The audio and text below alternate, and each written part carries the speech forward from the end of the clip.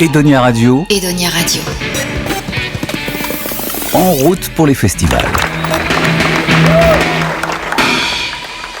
Nous partons sur l'île de Ré au festival Jazz au Phare du 26 au 30 juillet au Phare des Baleines. Avec nous Jean-Michel Proust. Bonjour Jean-Michel. Bonjour Marjorie. Vous êtes le directeur artistique du festival Jazz au Phare. Donc vous allez pouvoir nous parler de cette 17e édition qui débute le 26, le dimanche 26, avec Judith Owen. Parlez-nous de Judith Owen. Ah oui, avant de vous parler de Judith Owen, j'aimerais vous parler du lieu, parce qu'en fait, un festival, c'est d'abord un lieu. Et je pense que ça participe complètement de l'envie du spectateur d'aller écouter un artiste dans un écrin. Quand on a un bijou, on l'offre dans un écrin. Et l'écrin a finalement énormément d'importance. Alors maintenant, il faut faire les bijoux. Et nous, notre rôle, c'est d'amener ces bijoux. Judith Owen, c'est une Anglaise à l'origine qui a choisi de vivre à la Nouvelle-Orléans, parce qu'à la Nouvelle-Orléans, il y a un creuset de musiciens de blues, de jazz et de rhythm and blues assez extraordinaire. Et elle, Judith Owen, a choisi de chanter le répertoire des musiciens noirs et des musiciennes noires des années 40. Ces chansons entre rhythm and blues et ce que l'on allait appeler après le rock and roll, et qui sont ambiguës.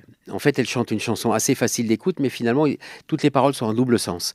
Et bref, c'est une coquine, et ça... Elle est formidable. Elle est toute en blanc, elle est magnifique avec un grand chapeau blanc. Elle fait un show fantastique, et c'est elle que nous avons choisi cette année pour faire notre concert d'ouverture, qui n'aura pas lieu à la Java des Baleines comme on faisait cette année, mais on était tout le temps plein à la Java des Baleines, et on s'est dit, mais finalement, on a ce phare qui est disponible ce soir-là, et on peut accueillir beaucoup plus de monde. Donc on a choisi, en soirée d'ouverture, de présenter Judith Owen au phare des Baleines. Donc on écoute That's Why I Love My Baby et on Yes. se retrouve juste après. Why I love my baby. I said that's why I love my baby. I said that's why I love my baby. On continue donc avec ce programme le lundi 27. Le lundi 27, on va fêter le centenaire de Miles Davis Ouais. avec Marcus Miller. Marcus Miller, c'est un bassiste qui a été le producteur de beaucoup de gens de la funk des années 70. Je pense à Aretha Franklin, entre autres, s'il vous plaît, et qui a relancé la carrière du trompettiste Miles Davis, qui avait traversé 5 ans difficiles où il avait ce qu'on appelle des problèmes personnels. Et Miles Davis, qui est un génie de l'improvisation, un génie de la trompette jazz. Dans la trompette jazz, il y a eu Louis Armstrong, il y a eu Dizzy Gillespie, et après, il y a Miles Davis. Et Miles Davis est un homme qui n'a jamais cessé d'avancer. Et dans les années 70, il cherchait un nouveau son. Et c'est le tout jeune Marcus Miller, producteur, bassiste, qui lui amène ce son et qui va l'amener à enregistrer cet album qui va vraiment marquer la dernière grande période de Miles Davis. L'album s'appelle Toutou. Et pour ce centenaire de Miles Davis, qui est parti maintenant il y a 25 ans, Miles, mais pour fêter le centenaire de sa naissance, Marcus Miller a la bonne idée de réunir autour de lui, dans ce spectacle qui s'appelle We Want Miles, les anciens qui étaient là dans ce fin des années 70, début des années 80, autour de Miles Davis. Il y a Mike Stern, extraordinaire à la guitare, Bill Evans au saxophone, Mino Sinelu à la batterie. Enfin voilà, c'est un all-star. Et je suis sûr qu'on va passer une soirée fantastique. D'autant qu'en première partie, parce que tous les concerts, il y a des premières parties, c'est ceux qui ont gagné notre scène révélation Jazz Connection, Alcyone Quintet, qui sera présent. C'est la nouvelle génération française, mais ils sont modernes, ils sont enthousiasmants. Leur musique est à la fois complexe et en même temps excessivement accessible. Elle est dansante. Je suis sûr qu'on va passer une très bonne soirée. Pour revenir à Marcus Miller, Jean-Michel, comment on fait pour faire venir Marcus Miller au phare des Baleines? Comment on fait? Moi, j'ai cette chance d'être dans le jazz. J'y ai consacré toute ma vie. Donc, Marcus, je l'ai interviewé plusieurs fois dans mes vies précédentes quand j'étais intervieweur, homme de radio. Et d'ailleurs, Marcus parle le français. Il aime tellement la France qu'il parle le français. Je peux même vous dire qu'il fait une émission de radio en français sur une autre radio que j'ai gérée à une époque. Ah bah, vous pouvez nous donner le nom, hein. TSF Jazz. Maintenant, il fait une émission régulière. Alors, je ne sais pas s'il la continue. En tout cas, l'année dernière, il la faisait en français. Donc, Marcus Miller est quelqu'un d'accessible. Comme le sont souvent les musiciens de jazz, c'est un passionné. On écoute Toutou et on se retrouve juste après.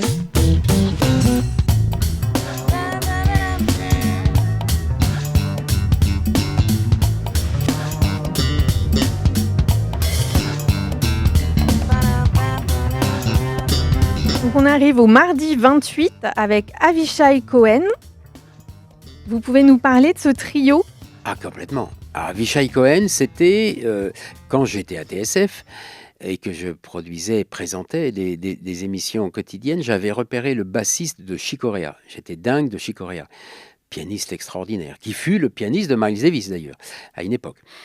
Et dans un disque de Chick Corea, il jouait une composition d'Avishai Cohen. Bref, j'ai totalement craqué sur ce bassiste qui finalement existe sous son nom, a monté son trio et qui est devenu maintenant, depuis environ 25 ans, l'un des leaders des nouvelles générations du jazz d'aujourd'hui. Louis Armstrong a été le leader de son époque, Benny Goodman, donc on va dire Louis Armstrong des années New Orleans, Benny Goodman des années swing, Charlie Parker des années bebop, John Coltrane des années hard bop, Miles Davis des années cool. Eh bien, Avishai Cohen, c'est le leader des années 2000, le leader des nouvelles générations avec une musique souvent extrêmement complexe. Rythmiquement, c'est pas des mesures à 4 temps, ça peut être à 7 temps, à 13 temps. C'est très complexe, mais c'est extraordinairement facile d'accès, chantant. Et moi, j'ai vu Avishai Cohen, piano, contrebasse, batterie. On se dit, bon, on connaît, on a identifié. Avec des gens qui viennent écouter, un peu comme s'ils venaient écouter un concert classique, comme on écouterait Keith Jarrett ou Bill Evans Trio. Et finalement, à la fin du concert, tout le monde est debout, comme si c'était un orchestre de hard rock. Il fait un effet bœuf. Avishai Cohen, c'est un génie. On écoute Tonight Yes. et on se retrouve juste après.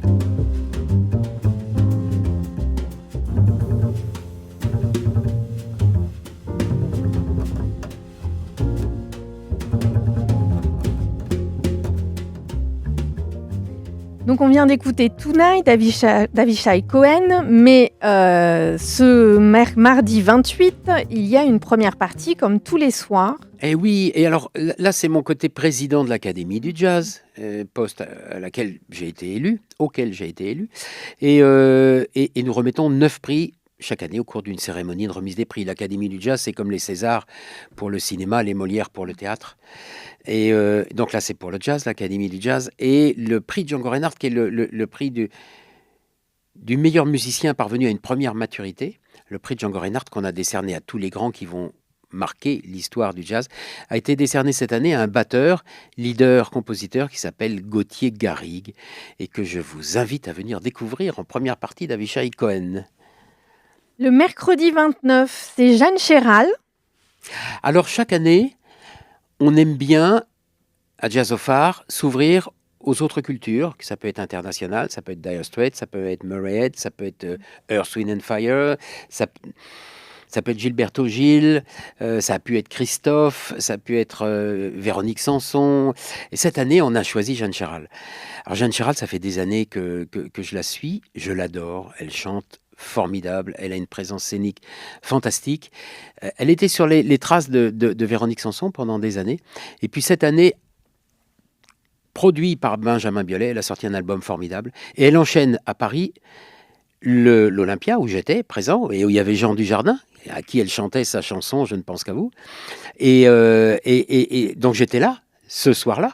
Je dis j'étais là ce soir-là parce que depuis, vous le savez, avec Benjamin Biolay, ils ont fait un disque. Ils ont sorti un single, « Je ne pense qu'à vous ».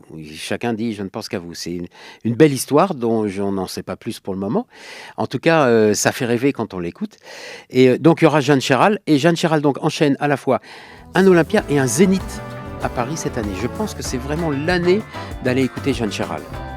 Ben, on écoute Je ne pense qu'à vous, parce que là, vous nous avez, avez donné envie. Du soleil de l'après-midi Oui.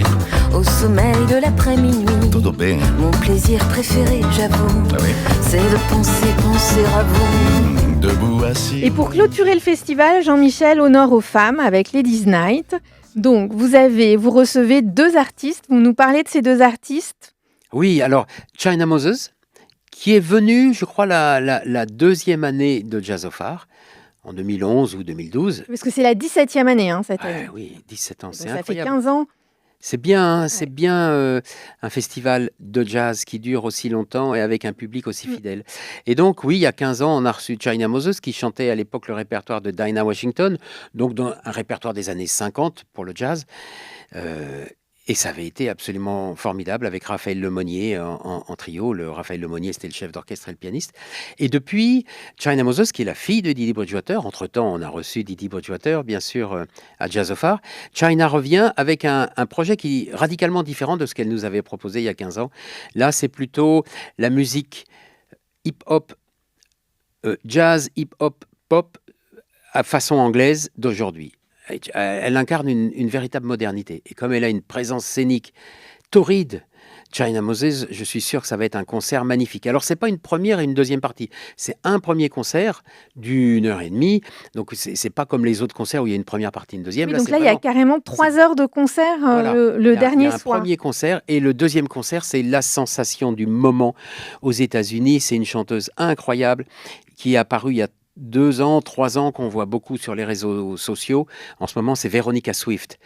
Veronica Swift, elle est capable d'improviser mélodiquement, rythmiquement, harmoniquement, comme Ella Fitzgerald, et c'est une des très rares à pouvoir scatter à ce niveau de scat. Et en même temps, moi, je l'ai vue dans un autre répertoire où elle faisait du Queen. Elle faisait du hard rock à fond, elle faisait du AC/DC. Elle est capable de tout, cette chanteuse. Elle a des capacités vocales phénoménales.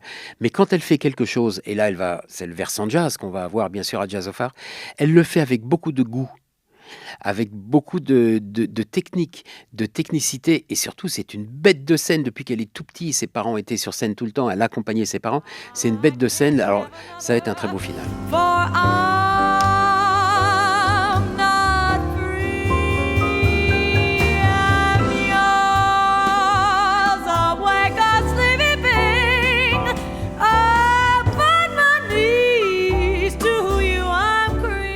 Donc Jean-Michel, cette année, petit bémol, vous avez dû annuler la scène du off. Tout récemment, oui, absolument.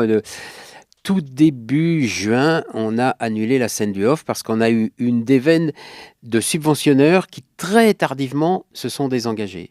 Bon, on n'est pas les seuls, hein. Il y a plein de festivals où les subventionneurs se désengagent. Mais là, on a 3 d'affilée qui se sont désengagés, dont le lieu qui nous accueillait, le Café du Phare, qui finalement se retire. Seulement, il se retire tout début juin. Et donc, nous, on n'a plus de lieu et on n'a plus d'argent. Donc, le off, c'est gratuit, il n'y a pas de billetterie. Nous, le off, on va chercher de l'argent pour se payer le off.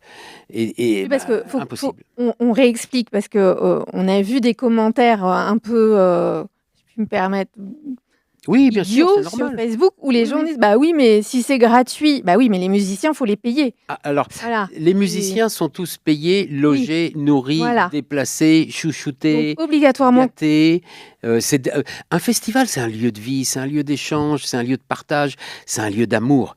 Et ces musiciens qui font le off, ce sont des musiciens merveilleux. On passe et ils donnent beaucoup, mais on leur donne beaucoup. C'est un échange. Voilà. Non, mais c'est pour dire que voilà, c'est gratuit pour le public, mais le festival paye ses musiciens. Ah oui. C'est pour ça que vous devez.